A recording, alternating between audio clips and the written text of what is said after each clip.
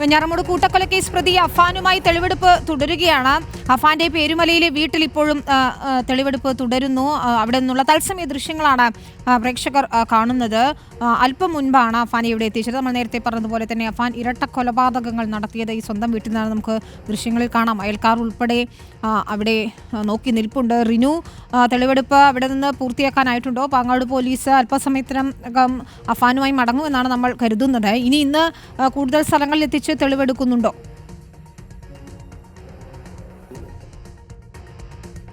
വിനിത, നിലവിൽ ഇടത്തേക്കും തെളിവെടുപ്പിനായി കൊണ്ടുപോകുന്നില്ല എന്നുള്ളതാണ് അന്വേഷണ ഉദ്യോഗസ്ഥർ പറഞ്ഞത്. ആദ്യം ഈ സൽമാ ബീവിയുടെ പിതൃമാതാവിൻ്റെ വീട്ടിലും ഒപ്പം വെഞ്ഞാറമൂട്ടിലെ അഫാൻ്റെ ഈ പേരുമലയിലെ സ്വന്തം വീട്ടിലുമാണ് എത്തിച്ചിരിക്കുന്നത്. ഇപ്പോൾ ഈ പേരുമലയിലെ വീട്ടിലാണുള്ളത്. രണ്ടാമത്തെ നിലയിലേക്ക് അഫാനെ മാറ്റി എന്നുള്ളതാണ്. അവിടെ എത്തിച്ച് വിവരങ്ങൾ അന്വേഷിക്കുന്നുണ്ട് അന്വേഷണ സംഘം എന്നുള്ളതാണ്. മഞ്ജുലാൽ ഡിവൈഎസ്പിയുടെ നേതൃത്വത്തിലുള്ള അന്വേഷണ സംഘമാണ് എത്തിച്ചത്. അല്പസമയത്തിനകം തന്നെ പുറത്തേക്ക് എത്തിക്കും. തുടർന്ന് ഈ പാങ്ങോട് പോലീസ് സ്റ്റേഷനിലേക്കായിരിക്കും അഫാനെ കൊണ്ടുപോകുക എന്നുള്ളതാണ്.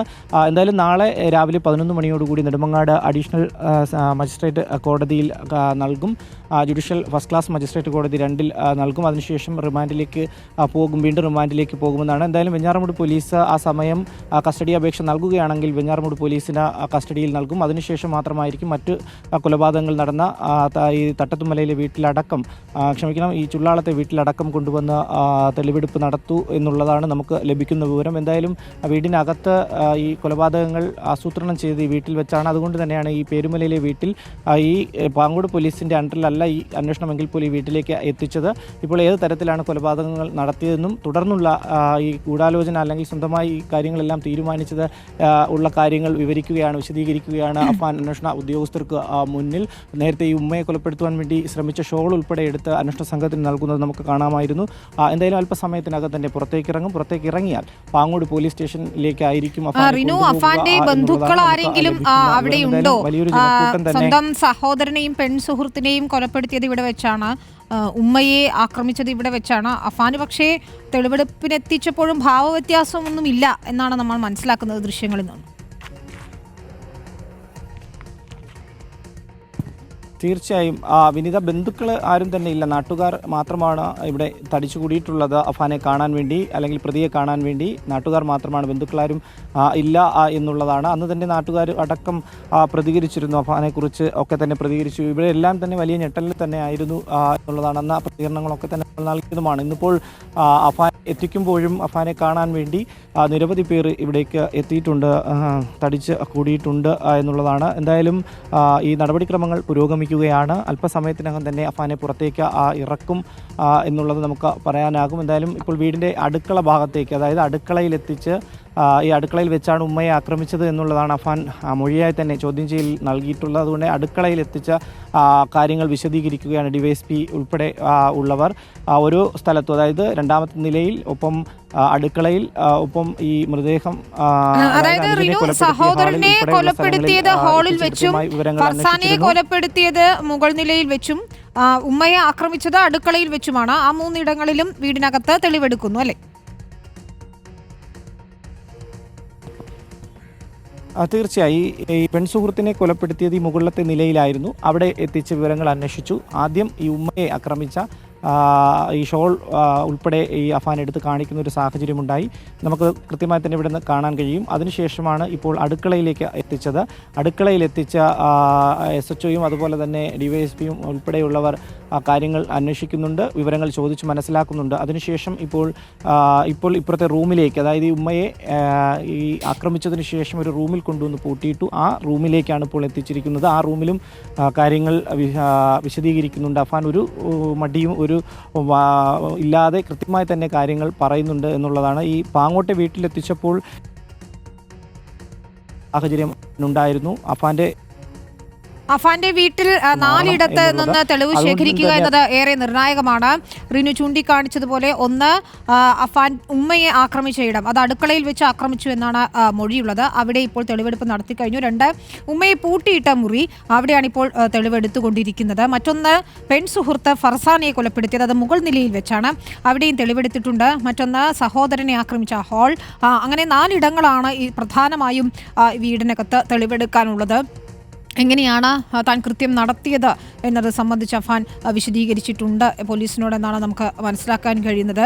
ഇപ്പോൾ ദൃശ്യങ്ങളിൽ നമുക്ക് കാണാം എങ്ങനെയാണ് ഷോൾ കഴുത്തിൽ കുരുക്കിയത് എന്നത് ഉൾപ്പെടെയുള്ള കാര്യങ്ങൾ വിശദീകരിക്കുകയാണ് എന്ന് മനസ്സിലാക്കുന്നു.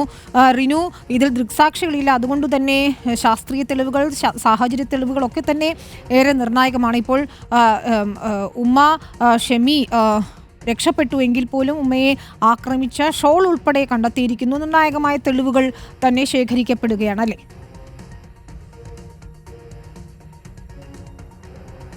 തീർച്ചയായും ഈ ഉമ്മ ഷെമി ഗുരുതരാവസ്ഥയിൽ തുടരുകയാണ് ആശുപത്രിയിൽ. പക്ഷേ വലിയ ഭയപ്പെടേണ്ടുന്ന സാഹചര്യം ഇല്ലെന്നുള്ളതാണ് ഡോക്ടർമാർ പറഞ്ഞത്.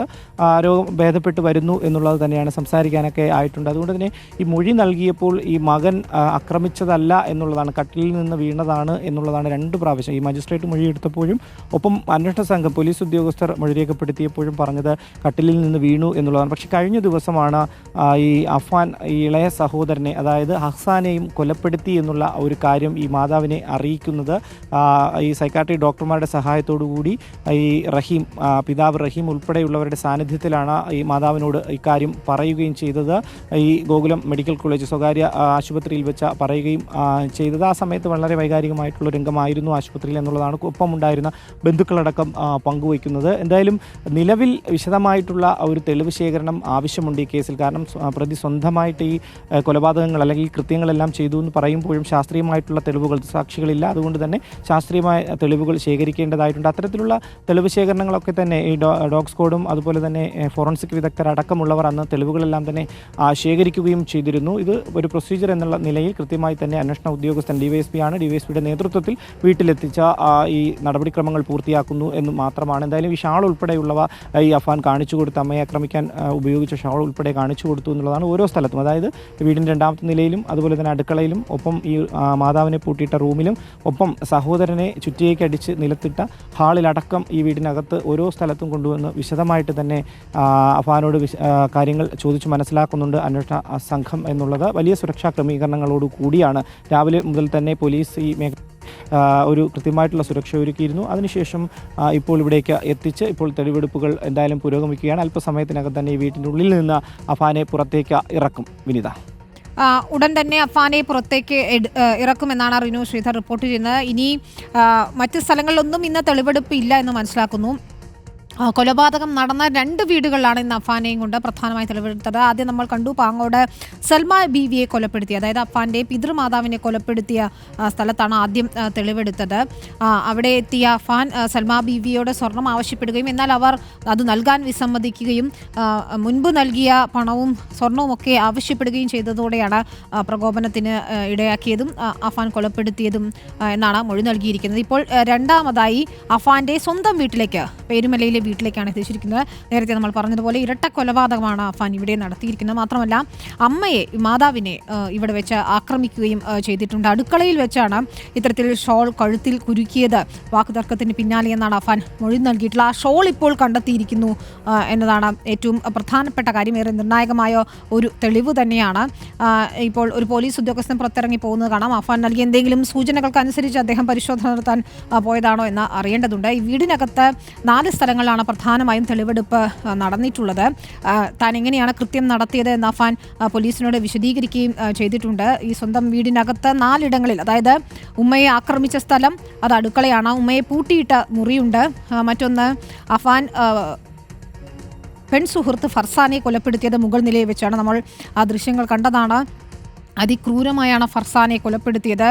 ചുറ്റിക കൊണ്ട് തലക്കടിക്കുകയായിരുന്നു. ആഴത്തിലുള്ള മുറിവാണ് ഫർസാനയുടെ നെറ്റിയിലുണ്ടായിരുന്നത്. മറ്റൊന്ന് സ്വന്തം സഹോദരനെ അതിക്രൂരമായി കൊലപ്പെടുത്തിയത് ഈ ഹാളിൽ വെച്ചുമാണ്. അഫാന്റെ സ്വന്തം വീട്ടിൽ വെച്ച് ഇപ്പോൾ തെളിവെടുപ്പ് നടക്കുകയാണ്. യാതൊരു ഭാവഭേദവും ഇല്ലാതെ തന്നെയാണ് പോലീസുകാരോട് കാര്യങ്ങൾ വിശദീകരിക്കുന്നത്. നമ്മൾ അഫാനെ വീട്ടിലേക്ക് കൊണ്ടുവരുന്ന ദൃശ്യങ്ങളും കണ്ടു. മുഖത്തൊരു ഭാവവ്യത്യാസവുമില്ല. നിർവികാരനായി തന്നെ പോലീസിന്റെ തെളിവെടുപ്പ് നടപടികളോട് സഹകരിക്കുന്നുണ്ട് അഫാൻ. നിലവിൽ അഫാന്റെ ബന്ധുക്കൾ ആരും അവിടെ ഇല്ല. പക്ഷേ നാട്ടുകാരൊക്കെ തന്നെയും അവിടെ തടിച്ചുകൂടിയിട്ടുണ്ട്. ഇപ്പോഴും ഇരട്ട കൊലപാതകത്തിന്റെ ഈ വീട്ടിൽ നടന്ന ഇരട്ട കൊലപാതകത്തിന്റെ ഞെട്ടലിൽ നിന്ന് അയൽവാസികൾക്കൊന്നും തന്നെ മുക്തമാകാൻ ആയിട്ടില്ല. അവരുടെയൊക്കെ പ്രതികരണങ്ങൾ നമ്മൾ കേട്ടതുമാണ്. സൽമ ബീവിയുടെ വീട്ടിലും എത്തിച്ച് പാങ്ങോട്ടെ വീട്ടിലും എത്തിച്ച് തെളിവെടുപ്പ് നടത്തിയിരുന്നു. പിന്നീട് ഇരട്ട കൊലപാതകം നടത്തിയത് പിതൃ സഹോദരനെയും ഭാര്യയെയും കൊലപ്പെടുത്തിയത് അവരുടെ വീട്ടിൽ വെച്ചാണ്. ഇന്നിപ്പോൾ അവിടെ തെളിവെടുപ്പില്ല എന്നാണ് മനസ്സിലാക്കാൻ കഴിയുന്നത്. ഒപ്പം ആയുധം വാങ്ങിച്ച സ്ഥലത്തും സൽമാ ബീവിയുടെ സ്വർണം പണയം വെച്ച സ്ഥലത്തും തെളിവെടുപ്പ് ഉണ്ടാകുമെന്നുള്ള സൂചനകൾ നേരത്തെ ഉണ്ടായിരുന്നെങ്കിലും ഇന്ന് തെളിവെടുപ്പ് അവിടെ ഇല്ല എന്നാണ് റിനു ശ്രീധർ റിപ്പോർട്ട് ചെയ്യുന്നത്. നമുക്കറിയാവുന്ന പോലെ ഇന്ന് രാവിലെ അഫാൻ പോലീസ് സ്റ്റേഷനിൽ വെച്ച് കുഴഞ്ഞു വീണിരുന്നു. ദേഹാസ്വാസ്ഥ്യം ഉണ്ടായിരുന്നു. പോലീസ് ഉടൻ തന്നെ വൈദ്യപരിശോധന നടത്തി. രക്തസമ്മർദ്ദത്തിൽ ഒരു നേരിയ വ്യതിയാനം ഉണ്ടായി എന്നതൊഴിച്ചാൽ അഫാന് മറ്റ് ആരോഗ്യ പ്രശ്നങ്ങളൊന്നും ഉണ്ടായിരുന്നില്ല.